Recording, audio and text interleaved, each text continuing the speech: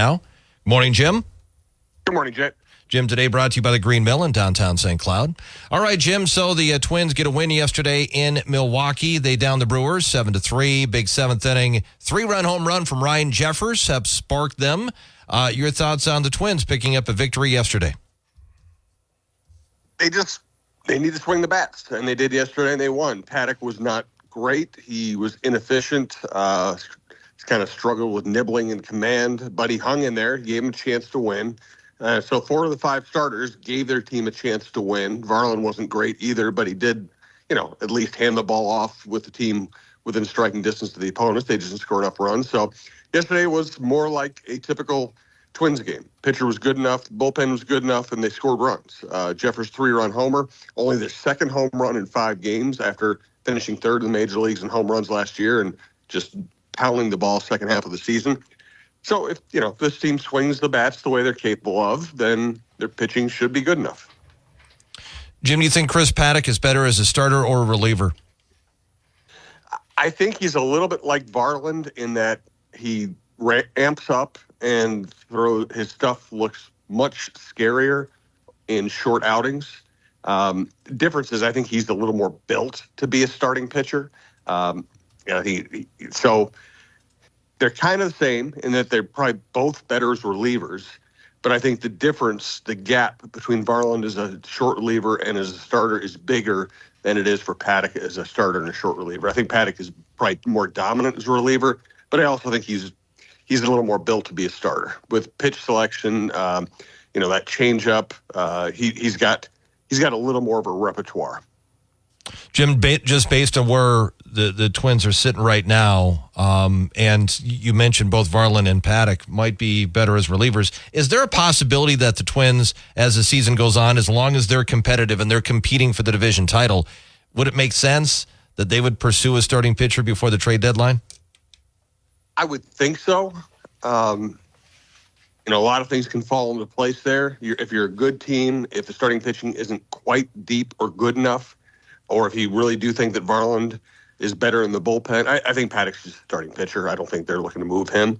Or if you have an injury, you get halfway through the season, and now instead of trying to sign somebody in the open market where everybody is almost automatically overpriced because that's the way free agency works, now maybe you're trading for a veteran at the end of his season, or not, end of his contract, and you're only having to pay him half the year's salary. Things become a little more realistic. Also, you might have a more motivated owner if he looks at the team and says, hey, one pitcher, and maybe this is a World Series team. So I do think that's going to be in play all year. Jim, so they're going to take on the Cleveland Guardians today, and Pablo Lopez is the starting pitcher for the Twins. Cleveland's off to a pretty good start. They're 5-2. Detroit's 4-0. Is it possible that this could be a very competitive division this year? It reminds me of a conversation I had with Tom Kelly one year, and I was probably asking questions just like that. He's like, okay, when does the start end? Because people ask me about good starts after the first game, after the first series, after the first week, after the first month. When does the start end? So the Guardians have scored a lot of runs. They also got to play against the Oakland A's. Listen, it's been a really good organization. So I'm not going to say that the Guardians aren't going to be competitive, but they're coming off a 76-win year, and they didn't really add a lot. So maybe their kids grow up and they're better for that reason, but they don't profile to be a really good team. I think that Detroit and the Royals both have interesting young teams. I think the Tigers are a little bit ahead of the Royals in terms of development and overall major league roster right now. To me, the Tigers are the team to watch out for. They know what they're doing. They're developing good young players. They have good bats. They have power arms. They've had a lot of high draft choices. One of these years, Detroit's probably going to rise up. Whether it's this year or not, we'll find out. I'll just go back to this. Given reasonable health, the Twins are the best team in the division, and it's probably not close. It's just going to be about health. They're already missing their all-star closer, their best reliever, and maybe their best overall player. So if they can get relatively healthy, I think they win the division. I think that is the fact. That's the key factor here. Jim, is Cleveland's lineup significantly better or about the same as what they were last year? I mean, they're swinging the bats well right now. I don't think they profile as a team that's going to be dramatically better offensively. And their numbers might be really good right now because they get to play against the Oakland A's. Yeah, it's always who you play against, especially early. Yeah. Jim, the Timberwolves last night, they win decidedly over a Toronto team which just doesn't have a lot of healthy bodies. 133-85 the final score, and the Wolves move into a tie for first with Denver, a game up on OKC. Your thoughts on that Wolves win? It's just healthy to have a victory like that sometimes. It's good to dominate. It's good to get people off the bench. It's good to limit minutes for your starters. I thought they might rest Anthony Edwards yesterday. Instead, he played, and he started looking like his shot is bouncing back, which is probably a sign that his legs are bouncing back, even on the second night of it back-to-back. They played well together. They got to rest Conley and not, pay a price for it, which is good for his old legs. And now they moved into a tie for the first. They're tied for the first in the West and the second best record in the NBA. Let's not stop pointing out how remarkable this is for this franchise. And they're healthy, so everything's pointed up. It's going to be a hard fight to get the number one seed, but I think we already know this is a good team. They have a chance to make a playoff run. Jim, I'm not sure if you know this off the top of your head, but Denver, OKC, and the Wolves are so tight right now. Do you know who has tie breaks?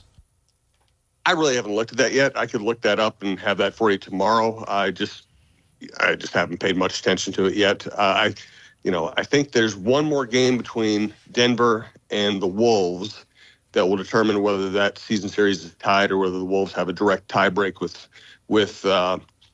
Denver. I believe the Wolves have a better conference record than OKC, and I don't know, and I think it's conference record if it's a three-way tie. So I'll have to do some homework on that one. Okay, fair enough. Jim, the Minnesota Gophers last night, the women's team, they won their WNIT game to get their 20th win of the year, 74-69 at Troy. So they're going to play for the WNIT championship Saturday against St. Louis. Your thoughts on what this tournament run has done for the Gopher program? It's given Amaya Battle a chance to kind of step forward as a team leader and someone who takes responsibility for winning games instead of just being a nice point guard. She played really well again yesterday. She's had a great tournament run here. You see her freshman and Grholski step up and make a couple of big baskets down the stretch. That's got to be good for her. Heyer and Hart have played well, and they've kind of learned how to function without Mara Braun, which they were not able to do during the Big Ten schedule. So I think it's been really good for them. And, this is still first year for a new coach trying to get things rolling here. And going to the NIT we might look back and say going to the NIT was better for this team than going to the NCAAs. Because if they go to the NCAAs with what they had this year, they probably get bounced in the first round and probably don't learn a lot from it. Getting a series of pressure games, some with Mara Braun, some without her, where Amaya Battle really had to play, it looks like it's helped them. Does it also help them to avoid players deciding, okay, I'm going to go and put myself in the transfer portal? Yes. This is a team that I really feel like key players on this team, if they were going to leave, they're going to leave when Whalen got fired. I mean, that was just almost an invitation to leave. The person who recruited them, the person who symbolizes, Gopher basketball, the greatest player in the history of the state, someone everybody likes. If they're going to leave after Whalen got fired. Jim, some other things going on. We got the Wild playing tonight. They take on Colorado. It's a 7 o'clock game, and you look at the standings, it's still going to be awfully tough for them. But what do you think, John Hines, who's been the interim coach, what do you think about Hines as far as, I should say, taking over as the coach? Has he done a pretty good job with his team? I think he has. He has helped them be more competitive. They've gone on some nice streaks. He helped improve the special teams, which were terrible early in the season under Evison. So I think he's done a good job. I don't know. I have no idea if Bill Guerin looks at him as a permanent head coach or not, though, yet. And it's not like he, as well as he's done in general, it's not like they're probably not going to make the playoffs. So I don't know how to read Bill Guerin's mind on this one. All right, Jim, what do you got in your podcast? Full slate's up at TalkNorth.com. We'll do Jeff Diamond's Vikings NFL Insider this morning and have it out here soon. You can still check out the Chin Music Show with Roy and Lavelle. John Krasinski show on the Timberwolves, which is really good, and especially the last couple episodes talking about what's going to go on with the ownership situation.